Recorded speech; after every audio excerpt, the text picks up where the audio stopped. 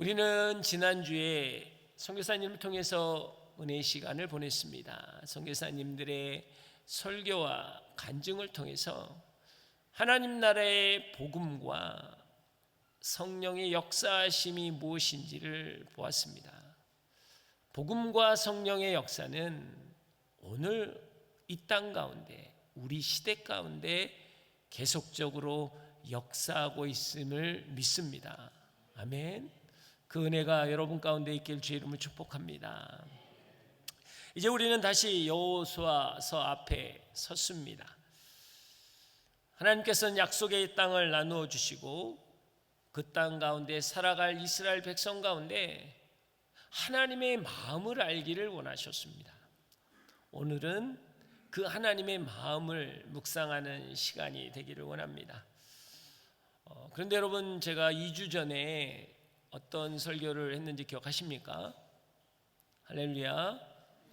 네, 그 웃음의 의미를 압니다. 저는 상처받지 않습니다. 여러분이 기억 못하더라도, 왜냐하면 저는 광야에 외치는 소리이기 때문입니다. 네. 하나님께서는 여러분의 기억보다 더 뛰어난 말씀을 허락하실 것입니다. 그리고 성령께서는 오늘 새로운 메시지로 여러분 가운데 함께 하실 것입니다. 아멘. 네, 1절 말씀 한번 보겠습니다. 1절 다 함께 읽겠습니다. 시작. 그때 여호와께서 여호수아에게 말씀하셨습니다. 자, 여기서 그때란 바로 앞장인 19장 마지막 절 51절에 해당하는 시점을 이야기합니다. 51절은 이렇게 끝납니다. 이렇게 해서 그들은 땅을 나누는 일을 마쳤습니다. 즉 이스라엘의 모든 지파가 마침내 자기의 분깃을 받고 각자의 자리로 찾아가는 그 순간, 바로 그 순간에 오늘 말씀이 임했다라는 거예요. 하나님께서는 그들의 손에 그 땅을 허락하셨지만 그분의 목적은 소유의 완성이 아니라 그 땅에 하나님의 거룩한 공동체가 세워지기를 원하셨습니다. 그렇기 때문에 이때는 단순히 시간이 흐르는 어느 한 시점이 아니라 약속이 현실이 되는 순간이자 하나님의 백성이 새로운 삶의 질서를 세워가는 전환점인 것입니다. 하나는 정복의 끝자리에서 이렇게 말씀하십니다. 이제 그 땅 위에 내 마음을 세워라, 내 뜻을 세워라, 내 말씀을 세워라 라고 말씀하시는 것입니다. 하나님이 주어진 땅은 단순히 삶의 공간이 아니라 하나님의 뜻이 머무는 자리다라는 것이죠. 사랑하는 여러분, 신앙은 여기까지 가야 합니다. 우리는 각자에게 믿음의 분깃을 하나님께 받았습니다. 그것이 가정이고, 그것이 자녀이고, 그것이 삶의 터전이고, 그것이 사역입니다. 그러나 그 자리에서 하나님은 더 나아가기를 원하시는 거예요. 단순히 여러분이 머무는 공간이 아니고 하나님의 뜻이, 하나님의 마음이, 하나님의 계획이, 하나님의 말씀이 세워지는 자리, 하나님의 자리가 되기를 원하신다라는 것이죠. 여러분의 삶의 자리는 말씀이 머무는 자리가 되어야 합니다. 하나님의 임재가 머무는 자리가 되어야 한다라는 것이죠. 그 은혜가 여러분 가운데 있길 주의 이름으로 축복합니다. 자, 2절 말씀 보겠습니다. 2절 시작.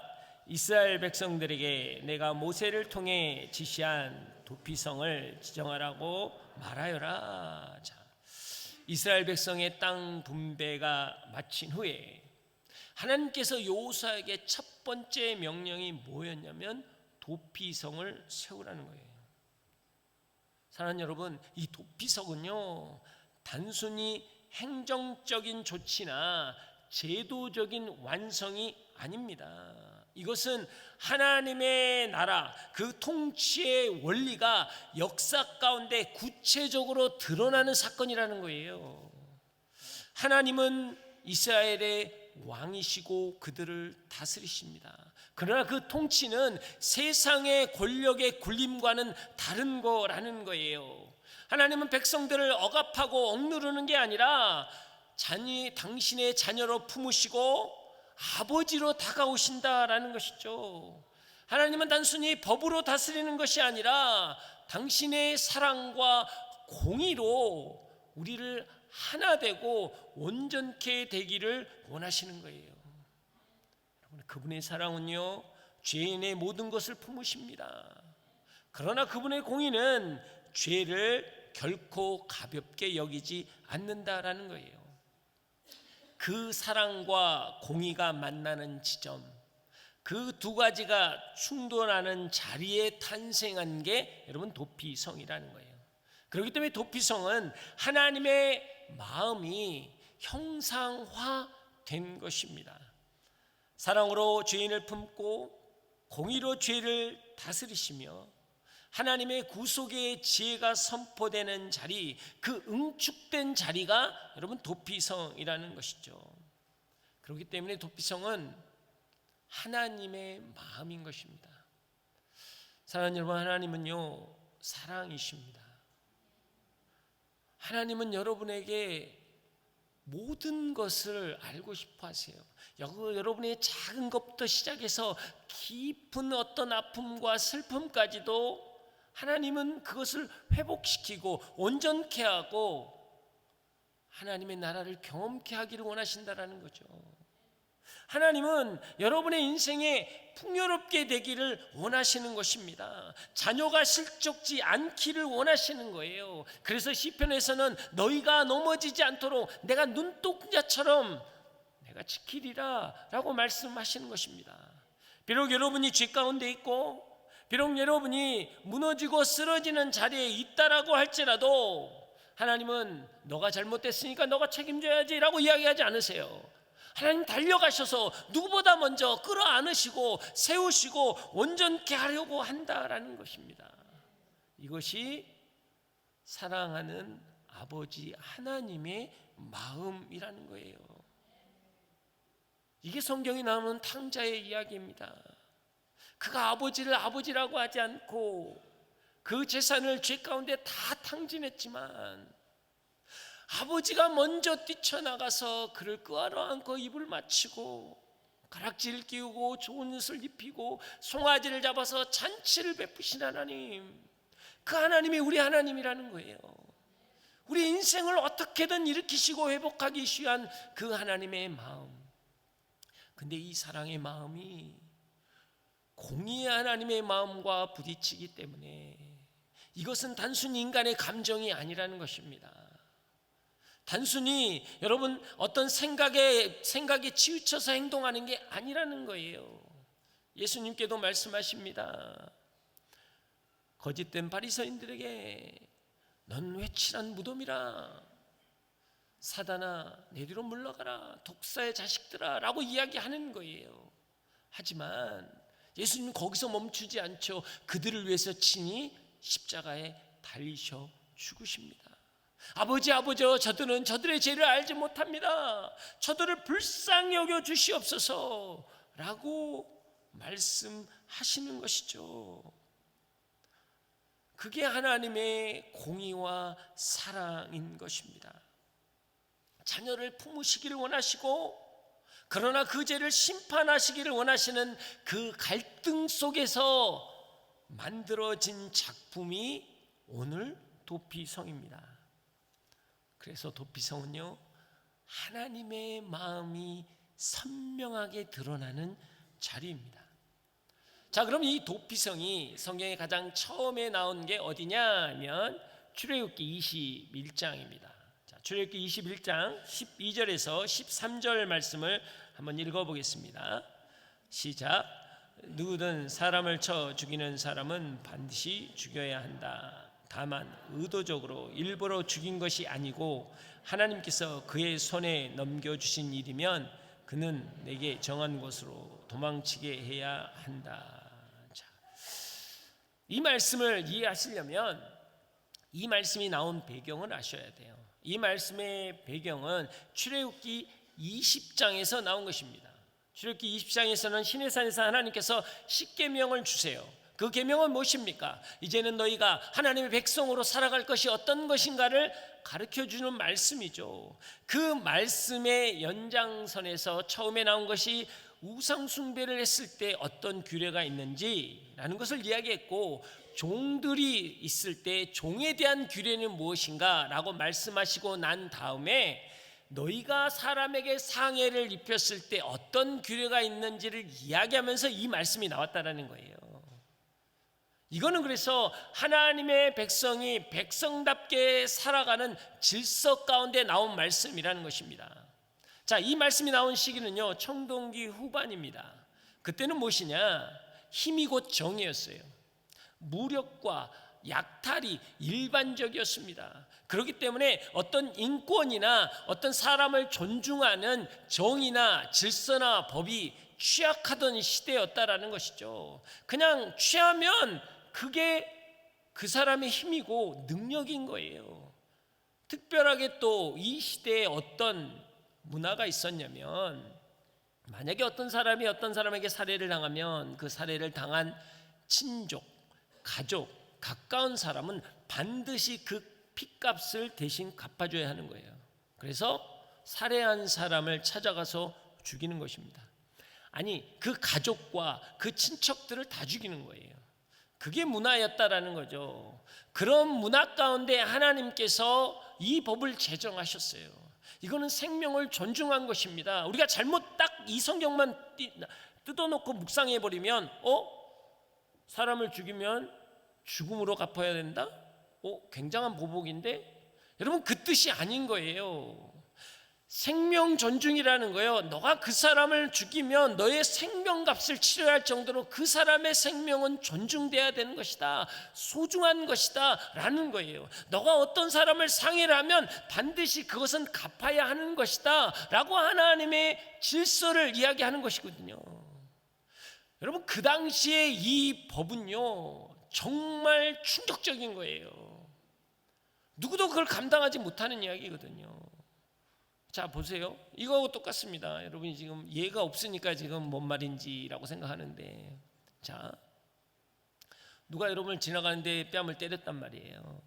그러면 화가 나서 내가 뺨을 때릴 때 어떻게 해야 되냐면, 저 사람의 스윙이 어느 각도였는가, 이만큼 때렸나, 이만큼 때렸나, 그걸 똑같이 해야 되는 거예요, 여러분.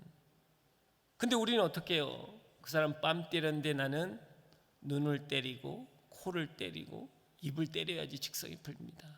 그러면서 우리는 이야기하죠. 정당방위다. 지나가는데 괜히 때려서 나도 때렸다. 정당방위라는 그 안에는요 폭력이 들어가 있습니다. 그렇지 않습니까? 여러분, 그런 거 있잖아요.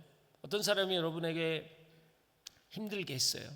어떤 이야기를 했단 말이에요. 한 번 들었어요. 그럼 나도 한 번만 해야 되잖아요. 여러분, 그러나요? 집에 가서 배우자에게 이야기하죠. 또 그걸로는 안 되잖아요.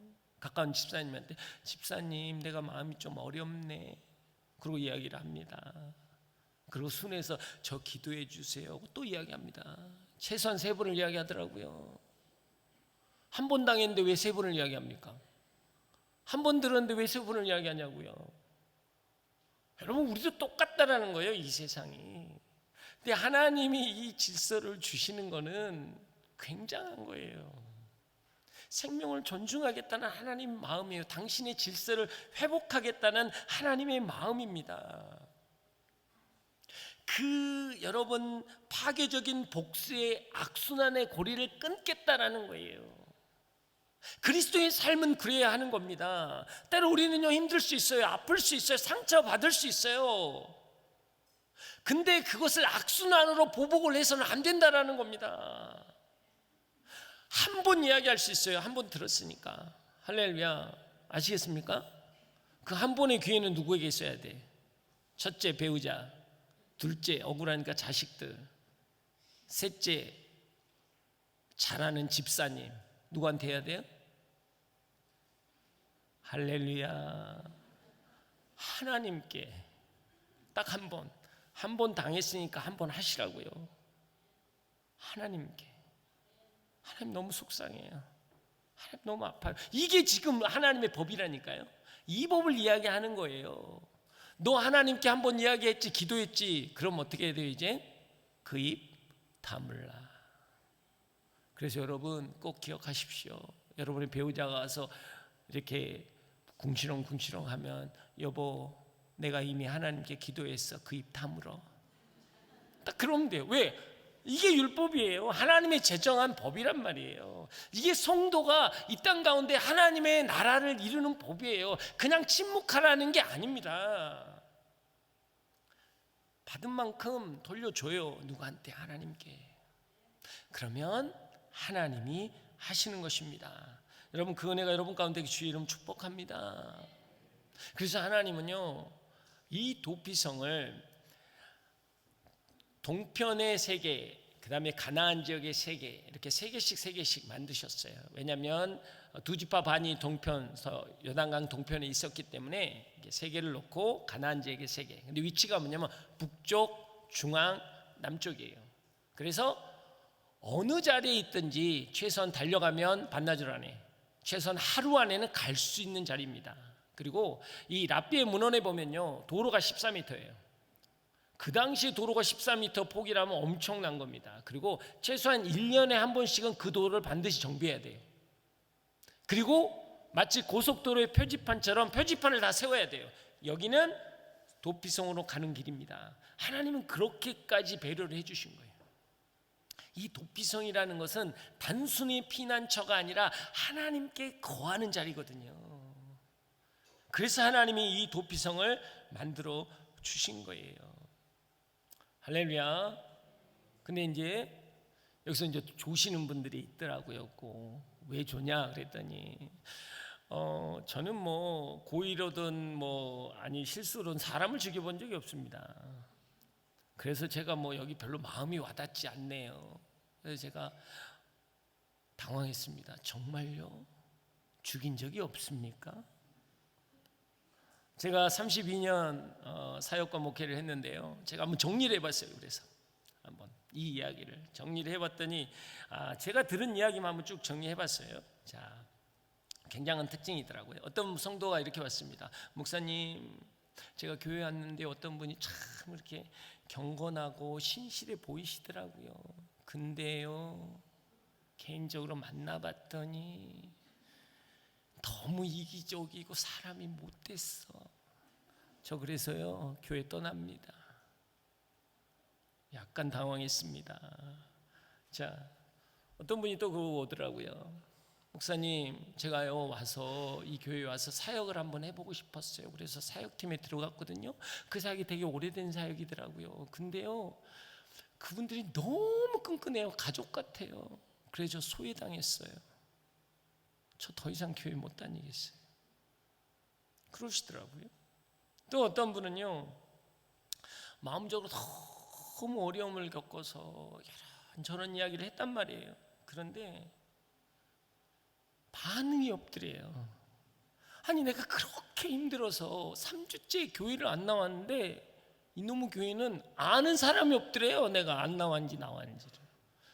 이렇게 관심 없는 교회를 내가 어떻게 다니냐고. 저 못 다니겠다고 그러더라고요. 또 어떤 분은요 그냥 편안하게 말을 툭 던졌어요. 던졌어요. 집사님, 오늘 조금 뭐 이렇게 몸이 안 좋으세요? 얼굴이 부은 것 같아요? 지혜가 좀 없었죠. 왜 얼굴을 이야기해? 그분이 그래, 나 많이 먹어서 그렇다. 이놈의 교회는 얼굴 갖고 평가하는구나. 그래서 교회를 떠났어요. 할렐루야. 교회를 떠난 건 영원히 죽은 거잖아요. 여러분 어떡할 거예요? 여러분 다 살인한 거란 말이에요. 그 값을 치르려면 죽음으로 치러야 한다니까요. 아니, 가까운 자리만 봐도 여러분이 그냥 툭툭 던졌던 말 한마디 때문에 상처받은 자녀를 생각해 보세요. 여러분 그 부분에 대해서 어떤 딴 사람이 나에게 무자비하게 정의를 집행하면 다 죽었어요. 여기 올 사람 누가 있겠습니까? 한 명도 없습니다, 여러분. 그렇지 않나요? 제가 이민교회에 있을 때 경험입니다. 이거는 굉장히 재미난 경험을 했어요. 어떤 권사님에 대해서 나쁜 이야기가 나왔고 이게 왜 나왔나, 그래서 어떤 분이 떠나면서 이야기를 해서 이걸 한번 조사를 해봤어요. 이게 뭔가. 그래서 조사를 해봤는데 이게 뭐였냐면요, A라는 권사님께서 그러신 거예요. 우리가 맨날 앞에 앉았는데 봉사하는 사람들이 항상 뒤에서 늦게까지 하다가 뒷자리에 앉는 게 너무 안타깝다. 자, 우리가 뒷자리에 가서 앉아주고 그분들이 조금 시간이 돼도 앞에서 좋은 예배를 좀 좋은 자리에서 예배를 드렸으면 좋겠다라고 좋은 말씀 하셨어요. 근데 이제 그 말을 듣고 있는 분 중에 한 분이 이 권사님하고 관계가 안 좋아. 마음이 어려워. 그러니까 이걸 어떻게 반응했냐면 친한 친구한테, 아니 본인이 왜 자리를 정해? 아니 내가 앉을 자리를 내가 정하지. 야, 좀 유별나긴 해. 이렇게 딱 던졌단 말이에요. 그래서 친한 친구가 그걸 딱 듣고 그렇지 그러면서 다른 사람한테 이야기를 했어요. 어떻게 이야기했냐면 우리 교회에 그분 유명한 권사님이야. 근데 그분은 자기가 앉는 자리가 있어. 그 앞에는 자기 자리래. 야, 누가 거기 앉았더니 뒤로 가라고 그랬어. 아니 내가 앉으려니까 뒤로 가래. 야, 이게 말이 돼? 아니 직분이 뭐가 그렇게 대단하다고 그렇게 남용을 해? 이렇게 반응한 거예요. 그랬더니 새로운 새 가족이 그 이야기를 듣고 저한테 와서 이야기한 겁니다. 목사님, A 권사님 때문에 교회로 옮기려고 합니다. 직분을 이용해서 교회를 권력을 쥐고 성도의 자리까지 지정하는 그런 일은 있을 수 없습니다. 그분의 오만함과 독단적인 행동 때문에 성도들이 떠납니다. 저는 떠납니다. 그래서 물었어요. 그분 잘 아세요? 그러니까 아니 모르는데 그렇다고 하더라고요. 교회가 어떻게 그런 교회를 다닙니까? 할렐루야. 여러분 어떻습니까? 여러분 어떻습니까? 그분은 귀한 섬김과 헌신으로 시작했는데 소문은요, 그가 직분을 위한 독단적이고 독선적이라고 바뀌었어요. 이거 어떻게 감당하실래요, 여러분? 교회에서 이거 어떻게 감당하실래요? 성경이 뭐라고 이야기합니까? 누구든지 나를 믿는 이 작은 자 중 하나를 실족하게 하면 차라리 연자 맷돌을 메고 그 목에 메고 달려 깊은 바에 빠다 죽어라 라고 되어 있어요. 이거 어떻게 하실 거예요? 이게 공의거든요, 여러분. 이게 하나님의 공의예요. 하나님의 공의의 잣대로 재면 여러분 감당이 어려운 거예요. 이게 우리의 삶의 자리라는 것입니다. 그래서 하나님께서 도피성을 허락하신 거예요. 우리의 삶의 자리에 도피성을 허락하신 겁니다. 그럼 그 도피성을 우리가 어떻게 들어가야 하느냐? 4절입니다. 4절 한번 읽겠습니다. 시작. 그가 이 도피성 가운데 하나로 피신하면 그는 그 성문 입구에 서서 그 성의 장로들 앞에서 자기 사건을 진술해야 한다. 그러면 그들은 그를 그 성으로 들이고 그에게 살 곳을 주어 그들 가운데 살게 할 것이다. 자, 뭐예요? 도피성이 들어가면 도피성 성 앞에서 장로들에게 자기 상황을 진술하고 형편을 다 이야기하는, 아니에요, 제가 억울했고 이 상황을 했습니다, 이거라는 거예요. 자, 이 뜻은 무엇입니까? 우리가 그런 일을 당했을 때 우리가 하나님 앞에 나아가서 토설하라는 거예요. 여러분, 이게 기도입니다. 기도는요, 도피성으로 들어가는 길인 거예요. 사랑하는 여러분, 생각은요 이성과 지성을 기반으로 하고 있기 때문에 그 결론이 해답이 아니에요. 왜냐하면 사단이 여러분에게 주는 것은요 불가능한 일들이 많거든요. 내 힘으로 할 수 없는 게 많거든요. 내가 내 힘으로 할 수 있는 거에 좌절하는 사람이 어디 있습니까? 내가 내 힘으로 할 수 없다는 건 지성과 이성이 정리한 거예요. 너무나 안타까운 게 뭔지 아세요? 우리는 생각을 많이 합니다. 지성과 이성의 기준으로. 그러면 해답을 얻어야죠. 근데 그렇지 않아요. 불가능한 상황에 대한 두려움과 염려와 근심이라는 감정이 휩싸이게 된다는 거예요. 그래서 하나님은 뭐냐면 기도 앞으로 나오라는 거예요. 하나님이 도피성을 허락하셨다는 뜻이 무엇입니까? 기도하라는 거예요. 기도하면 하나님의 도피성으로 들어가는 것입니다. 여러분 믿으십니까? 할렐루야. 자, 여러분이 기도를 하다가 기도를 이제 끝내려고 해요. 끝낼 때 마지막 끝마짐이 어떻게 하십니까? 할렐루야. 반응하세요. 자, 어떻게 끝내세요? 또 우리 성도님들이 알기는 잘 알아. 근데 이게 이런 분위기란 말이죠. 자, 네, 오늘 우리 자녀가 수능 봅니다. 기도하고, 우리 남편이 요즘 많이 건강이 어렵고요. 막 기도 많이 했어요. 할렐루야. 막 기도했어요. 그다음 시간이 끝났네. 예수님의 이름으로 기도합니다. 아멘. 예수님의 이름으로 기도합니다는 마침표가 아니에요. 그 뜻이 아닙니다, 여러분. 그건 굉장히 큰 착각이에요. 여러분이 여전히 죄인이에요. 그래, 여러분이 의지적이 아니고 계획적은 아니었지만 여러분의 연약함으로 여러분 사람을 실족하게 하고 죄 가운데 빠지기도 하고 절망과 낙담과 좌절할 수 있어요. 여러분은 할 수 있는 게 없어요. 능력이 없어요. 그러나 여러분이 여호와 하나님 앞에 나와서 예수님의 이름을 선포하는 순간 그게 능력이 되는 거예요. 그게 도피성이라는 이야기예요. 여러분이 의지적으로 온 게 아니라 달려 나왔어요. 들어와서 그것을 토설했어요. 그걸 들으시는 하나님은 역사하신다라는 거예요. 이게 도피성이라는 겁니다. 그래서 너무나 가까이 있잖아요. 우리 입술에 허락했잖아요. 내가 지금 그 상황에 좌절하고 그 상황에 낭망하고 어떤 어려움 상황에 당하고 감당할 수 없는 상황이 있을 때 내가 그 자리에서 무릎을 꿇고 기도하며 예수님의 이름으로 선포합니다 할 때 여러분의 도피성이 회복되는 거예요. 여러분 도피성으로 들어가는 거예요. 그럴 때 여러분 뭐예요? 세상이 그 나를 복수자들이 나를 쫓아와서 두렵게 하고 염려하게 근심하고 하는 것들로부터 자유케 된다는 겁니다. 여러분의 걱정으로부터 자유케 되는 거예요. 여러분을 사망의 올무로 묶이는 것로부터 자유케 하시는 하나님, 그 하나님이 나의 하나님이라는 거예요. 이 하나님이 지금 우리에게 이걸 허락하신 거예요. 기도는 도피성입니다. 여러분이 기도할 때마다 자유가 허락되고 하나님의 거룩한 역사가 일어날 것입니다. 여러분 믿으십니까? 이건 두 번째 도피성에 들어갈 수 있는 방법이 뭐냐? 7절과 8절입니다. 7절과 8절 다 함께 읽겠습니다. 시작. 그리하여 그들은 납달리 산지 갈릴리 게데스 에브라임의 산지 세겜 유다의 산지 기럇 아브라 곧 헤브론을 지정했습니다. 여리고 요단 동쪽에는 벤 지파의 평지, 광야의 베셀, 갓 지파의 길리앗 라못, 므낫세 지파의 바산 고란을 지정했습니다. 자, 이 성지의 특징이 뭐냐면 다 레위 지파가 있는 여러분 성이에요. 자, 레위 지파가 있다라는 것은 무엇입니까? 그들을 위해서 제사장의 직분을 감당하고 그들을 위해서 하나님께 제사를 드리는 거예요. 예배라는 뜻이에요. 예배. 예배가 바로 도피성으로 들어가는 길입니다. 여러분 믿으십니까? 자, 그러면 여러분 잘 생각하셔야 돼요.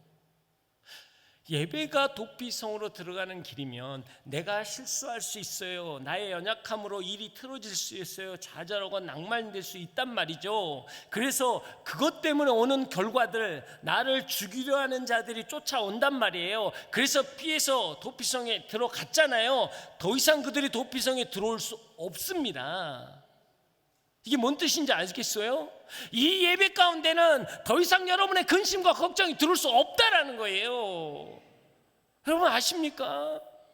여러분의 상황과 고통과 아픔이 있을 수 있어요. 그러나 그게 이 예배 가운데 들어올 수 없다는, 이게 도피성이라는 거예요. 이게 예배의 축복이라는 거예요. 지금 이 시간에 이렇게 핸드폰 보고 비즈니스가 머리에 돌아가면 그건 예배가 아니에요. 그게 아니란 말이죠. 제가 어떤 분은 그러더라고요. 열심히 설교하는데 갑자기 뛰어나서 저기서 전화 받고 있더라고요. 급한 일이긴 하겠죠. 근데 그건 예배가 아니죠, 여러분.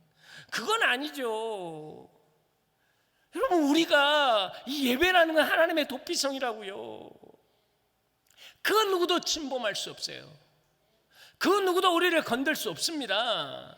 그렇기 때문에 예배가 회복돼야 하는 이유가 거기 있어요. 여러분의 삶의 자리에서 예배가 회복되면 사망 권세는 우리를 어찌할 뿔 못하는 거예요. 여러분의 자녀가 방황할 수 있어요. 그러나 사단이 그것을 죽일 수는 없어요. 걱정하지 마십시오.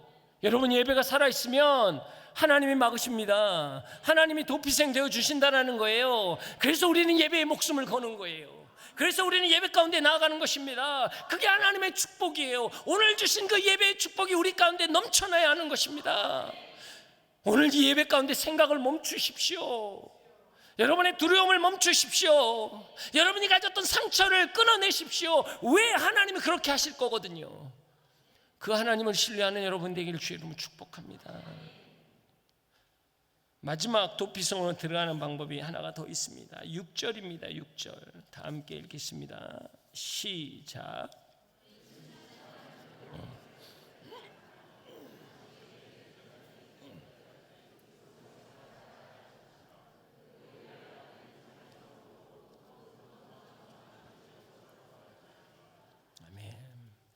자, 실수로 살인한 자가 도피성에 들어갔단 말이에요. 이게 중요한 거예요.